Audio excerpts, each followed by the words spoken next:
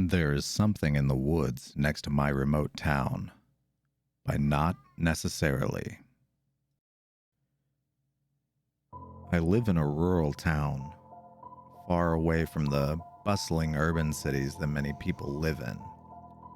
It's like those stereotypical small neighborhoods, where everyone knows each other. I like living here, in the fresh, unpolluted air with kind and friendly neighbors all around me. However, our town has a dark secret that no one speaks about. It's the woods right next to the town. Everyone in the town had gone to the woods at least once. We usually had some people go hunting there during the hunting season, and also had plenty of people go for walks there. However, growing up, we've always heard terrible rumors about the forest. Amongst all the stories about mythical creatures and weird caves, one story in particular has stuck with me.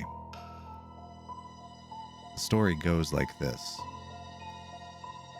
Around 30 years ago, back when most of our parents were also teenagers, one group of 4 teenagers decided to go camping in the summer holidays. Their parents supported it, and so they set off after a couple of days of preparation. On the first day, they quickly set up their tents, then went ahead and started to do a bit of exploration before settling down and setting up a campfire for the night. Towards the late evening, one of the teens, David, the only survivor, felt like something was wrong. He had that deep gut feeling, the one that grips your heart with an icy grip. He didn't know how to vocalize this to his friends, but he did tell them he felt something was wrong. Imagine sitting with your friends in an open forest with tall, dark trees, a rather small campfire being the only source of light. You could say David was just scared, but he swore he could see a blur of movement in the thick darkness of the trees every now and then. He felt completely exposed out in the middle of nowhere, with the wind whistling against the trees.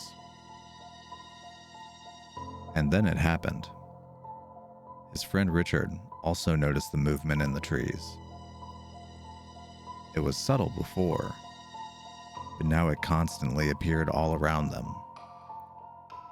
It was the blur of a dark humanoid figure that kept disappearing and then reappearing in some other spot again.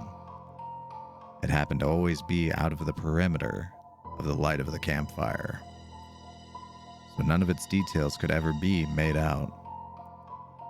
By now the teenagers were spooked, and everyone had realized that there was definitely something out there. It was also hard to convince each other that the movement was nothing more than a wild animal when the figure was, quite obviously, humanoid in shape. The group had 2 choices: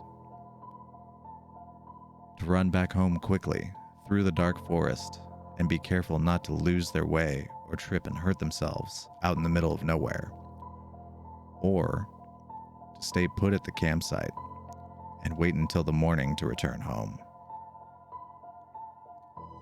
That same figure began to move more frantically through the shadowy silhouettes of the trees, seeming like it was circling them, like a predator hunting its prey. David decided to make a run home through the woods, as the others yelled out after him. He would later say it was a gut instinct that told him to run as far away as he could from that thing, to continue running until his legs burned and his lungs felt like they were being pulled apart. As soon as David ran halfway to the line of trees, the creature suddenly stopped moving, causing David to freeze. A menacing silence descended upon the forest. The group, with the exception of David, were still huddled around the campfire, shivering not from the cold, but from fear. The leaves began to rustle from beyond the tree line, and slowly but surely, the figure that had been circling and watching them for some time now appeared out of the tree line. As its features began to be illuminated by the light from the campfire, the group's screams filled the silence. As David would later describe it, the creature had a humanoid body and was wearing long track pants and a hoodie. However, it had something very, very wrong about it. Its face was upside down. The large, circular, bloodshot eyes were in place of the mouth, while the nose was twisted and pointing upwards. The mouth of the creature was contorted into an upside-down grin, which almost looked like a cartoonish frown. The teeth were razor sharp and yellow with stains of red. Its skin was pale and thin with blue veins visible all over the face. Its fingernails ended in long, sharp points like daggers. As the group stared at the creature in frozen fear, it lunged in a fraction of a second towards the three teenagers still next to the campfire. It used its nails to rip everyone apart in a few agonizing moments, like a paper shredder to a piece of paper. It then hungrily fed on the flesh of the dying teenagers.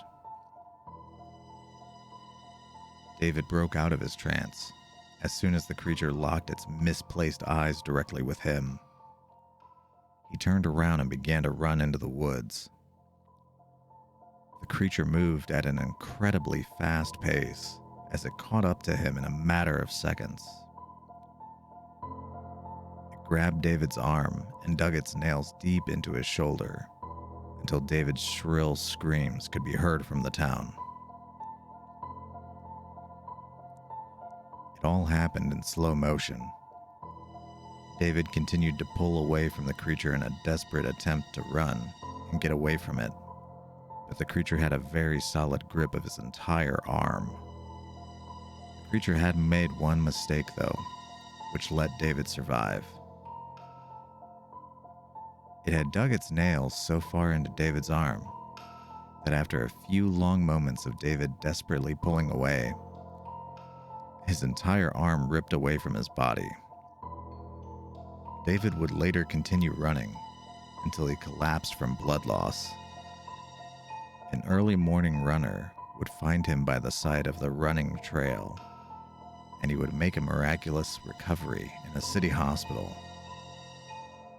The campsite would be found later by a rescue crew, covered in blood and gore, with the barely recognizable bodies of the three boys arranged in a triangle around the long-dead campfire. David is still alive today, and he's told the story to every kid in town. You can see him stare out into the woods with his only hand leaning on the wooden fence of his balcony, watching the tree line with blank, empty eyes. People in our town would only go to the woods during the morning and be sure to come back before sunset. It's not that anyone fully believed David's story.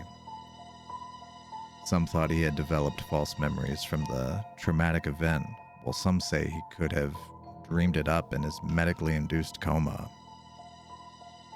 But no one can deny the fact that that night, something did happen in the woods.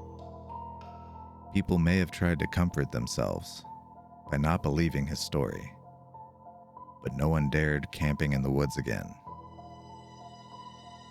This brings me back to my story. Yesterday, I missed my typical morning run because of a work obligation, so I decided to still exercise in the evening. The sun had mostly dipped under the horizon, and the sky had started to darken from the orange and purple color to a rather dark blue.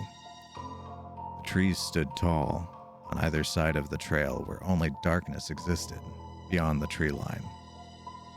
I was running pretty fast, and nearly back out of the woods and at home when the sound of the birds completely stopped. A deafening silence permeated the air like the calm before a storm. I began to run even more frantically as bad thoughts began to appear in my mind. Just as I was at the end of the trail and out of the woods, I saw a blur of a figure right beside me, staring at me from the tree line. I could swear that just as I made it out of the woods, it disappeared, back into the tree line with a frown on its face. Except there was something wrong with the face. It was upside down.